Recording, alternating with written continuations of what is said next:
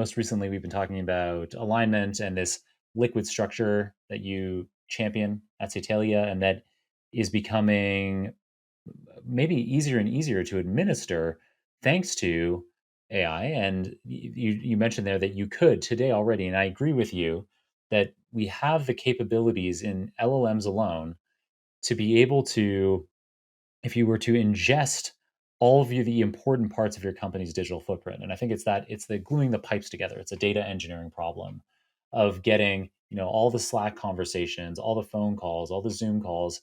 But if you get all of that information and you're feeding it into a large language model, the attention spans are great enough, and you could kind of frame the problem in such a way that you could digest each of those streams into digestible parts, and then those summaries can then be digested by a follow-on LLM, and it could be making recommendations, like you said, on who should be getting promoted, or what any of these kinds of decisions that we have inside an organization, are certainly advising on them. You reminded me about the other thing I wanted to talk about, which was the alignment and morality. Do you want me to just Of course, yeah.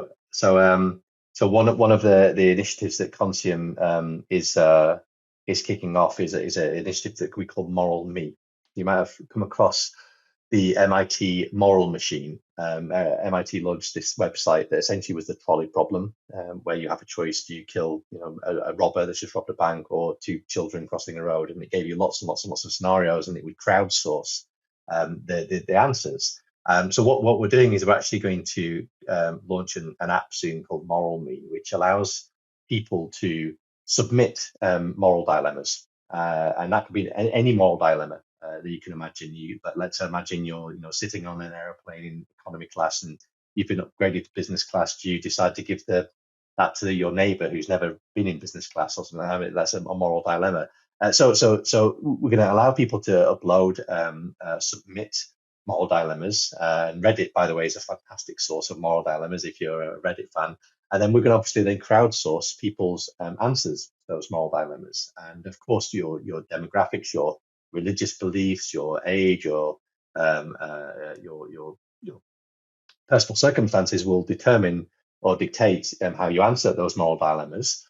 But the idea is that there'll be some things that we agree on as a species. There'll be some things that we don't agree on as a species, and we might be able to identify patterns or groups of areas where people disagree, and maybe even start a dialogue to try to get people to come to some agreement. But what's really nice about this is that you create a whole lot of test cases and the human benchmark against those test cases, those moral dilemmas, that we can then run our large language models against. So we can then submit your large language model, we can run it across all of these moral dilemmas and see how the large language model diverges from human beings. And we want to use that as one mechanism to be able to test the morality of AI. Very cool. And so, yeah, so if we can get these things right, if we can get the alignment right, and we can get these data engineering problems solved, and we can be having LLMs potentially not just making, helping us with business decisions, or actually literally making independently business decisions in our businesses, but potentially across all walks of life. And so, in your many talks, a word that appears a lot, or a concept that appears a lot, is decision and optimization in the context of business and AI. You've mentioned that humans are terrible at decision making, and that companies have decision problems, not data science problems. You've emphasized that the real value of AI lies in decision making, therefore, and not just pattern recognition. And so I'm gonna read a quote to you that our researcher Serge Massis pulled out for me from a recently deceased Nobel laureate Daniel Kahneman.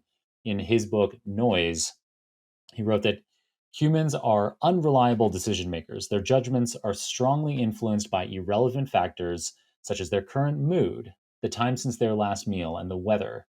And so all this chance variability of judgments we call noise. So if Daniel, if we want to be able to convince human experts, judges, doctors, that, the studies show if they've just had a coffee, if they've just had a lunch break, judges, for example, are much more likely to let somebody off or give them a more lenient sentence. So clearly, irrelevant factors are influencing their decision making.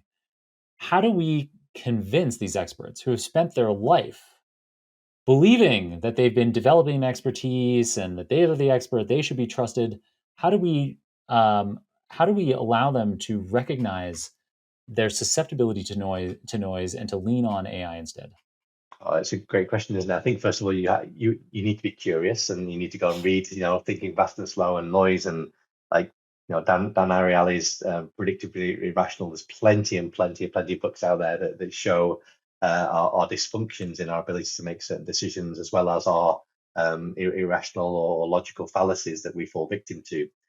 So that there's a lot of evidence out there. What I'd like to happen, and maybe what will happen over the coming years, is that we're hopefully going to more and more have digital assistants like Pi, Inflection's Pi, on our phone, or helping us in answering questions and doing things for us.